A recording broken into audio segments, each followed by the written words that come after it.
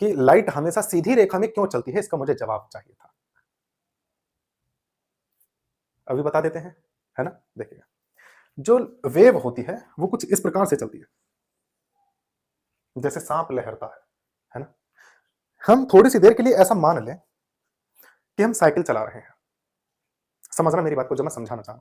हम साइकिल चला रहे हैं, स्पीड हमारी मंदी है, अचानक से टर्न आया। ऐसे देखिएगा कि हम, एक मिनट मैं इसको मिटा देता हूँ। हम साइकिल चला रहे हैं, सड़क कुछ इस तरीके से है कि ऐसे मुड़ गई। हम क्या करें, साइकिल हमारी चल रही है ठीक ठाक स्पीड पे, तो हमें या तो स्पीड मंदी करनी पड़ेगी मोड़ पर, या फिर क्या करना पड़ेगा, इधर की तरफ झुकाना पड़ेगा अपने आप को, तभी जा पाएंगे। अगर नहीं झुकाया या स्पीड मंदी नहीं करी तो क्या होगा, सर जाएंगे ऐसे और यहाँ खेत में रिगड़ते हुए पहुंचेंगे, लाल पीले होते हुए, हड्डी मांस सब चमक जाएगा दूर दूर से, है ना? क्यों हुआ ऐसा? क्योंकि भैया स्पीड ज्यादा थी, हम मुड़ नहीं पाए। इस बार बाइक को ले लो, सर सड़क वही है, बाइक लेकर आई, स्पीड चल रही है हमारी 80-90 की, धुआंधार एकदम तेज तेज।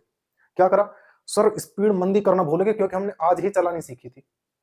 मोड़ का हमें पता नहीं था, हमने फिजिक्स पढ़ी नहीं थी कि खुद को बैंड भी करना होता है, झुकाना भी होता है। जब खुद को झुकाया नहीं, स्पीड मंदी करी नहीं, तो खेत में जाएंगे सरपट बनते हुए सांप बन जाएगा, कति नाग बन जाओगे, लाल पीले, है ना?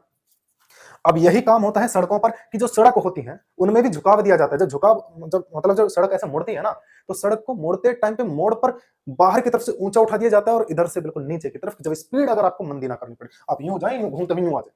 क्योंकि जब आप बाहर जाने वाले होंगे तो सड़क जो उठी हुई है वो सड़क आपको रोक देगी बाहर जाने से। देसी भाषा में तो ये है, जब फिजिक्स में हम इसको पढ़ाएंगे तो किसी क्लास में बताएंगे आपको, ठीक है? अब देखिएगा, अब बात करते हैं ट्रेन की, कि सर ट्रेन की स्पीड बहुत धुआंधार तेज तेज। अब ट्रेन को हम मोड़ना चाहें तो हल्की सी स्पीड पे भी ट्रेन को ना, जब ट्रेन को मोड़ा जाता है तो उसकी पटरी उठा दी जाती है, हल्की सी उठाई जाती है, ऐसा ना कि पूरी यूं खड़ी कर दी, यदि पता पड़े ना ट्रेन रहे ना तुम रहे, है ना? हल्का सा, क्योंकि स्पीड ज्यादा होती है। वही चीज है लाइट का।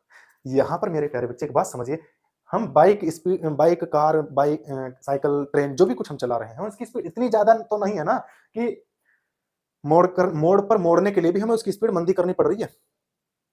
और ज्यादा से ज्यादा स्पीड कितनी हो सकती है आपको बता दो, चलो 150 मान लो, किसी कार की स्पीड 150 किलोमीटर प्रति सेकंड मान लें, इतनी तो बहुत है। 144 मान लें, है कि नहीं?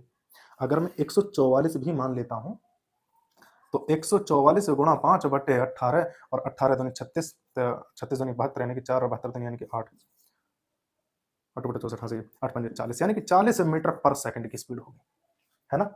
अब समझना बात को, जब कार इस स्पीड से चल रही है और उसको मोड़ने के लिए भी हमको स्पीड मंदी करनी पड़ रही है, वरना सीधे भगे चले जाएंगे, तो स्पीड ऑफ लाइट होती है मेरे प्यारे बच्चे 299792458 मीटर पर सेकंड, यानी कि लगभग 3 लाख किलोमीटर प्रति सेकंड। एक सेकंड में 3 लाख किलोमीटर अगर वो चलती है, उसको मोड़ पाना, उसको टर्न देना पॉसिबल है क्या? नहीं।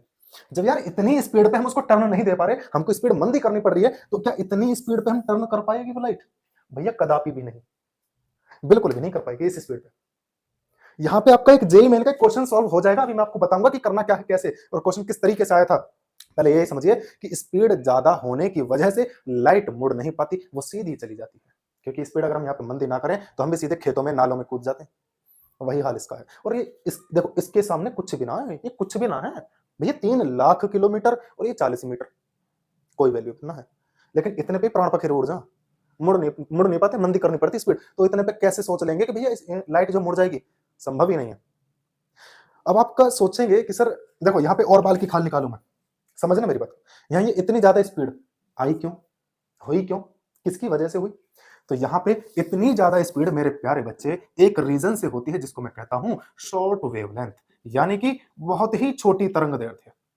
तरंग दैर्ध्य का मतलब यहां से लेकर यहां तक की डिस्टेंस को तरंग दैर्ध्य कहा जाता है, वेवलेंथ कहा जाता है।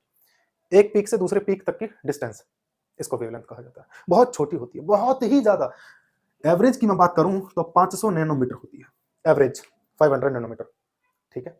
अब जब एवरेज इतनी होती है तो मेरे प्यारे बच्चे 1 मीटर का इतना पार्ट, यानी कि स्केल पे जो मिलीमीटर के निशान होते हैं ना, उनमें भी पता नहीं कई लाखवां हिस्सा बैठेगा ये, इतनी तेज। यानी कि देखो ऐसे जाती है, ये तो बहुत धीमी है, फिर भी ऐसे ऐसे जो गई है, इतनी तेज जाती है कि मैं तो इंसान कुछ भी नहीं कर पाता। यानी कि इसके इन वाइब्रेशन, इसकी इस वे छोटी से छोटी वेवलेंथ की वजह से, तरंग दैर्ध्य की वजह से ये इतनी ज्यादा स्पीड आती है। भाई देखो ऐसे सोचो, लाइट ऐसे यूं चल रही है, यूं सांप की तरह लहरती है। अब ये क्या करे, एक ही जगह पे यूं जल्दी जल्दी करनी है इसको, यूं क्योंकि डिस्टेंस कम रखनी है ना, ये वाली वेवलेंथ कम, तो यूं हो जाएगी बहुत तेजी से। अब सीधी सी बात है कि तेजी से ही जाएगी, क्योंकि छोटा छोटा स्टेप लेने पड़ रहे हैं, तो तेजी से करना पड़ेगा, तेजी से करेगा, इसीलिए स्पीड इतनी ज्यादा हुई। अब स्पीड इतनी ज्यादा है तो इसीलिए वो मुड़ नहीं पाती, इसीलिए सीधी चलती है। और यही होता है, यानी कि एक क्वेश्चन यहां पे हमारा कंप्लीट हुआ।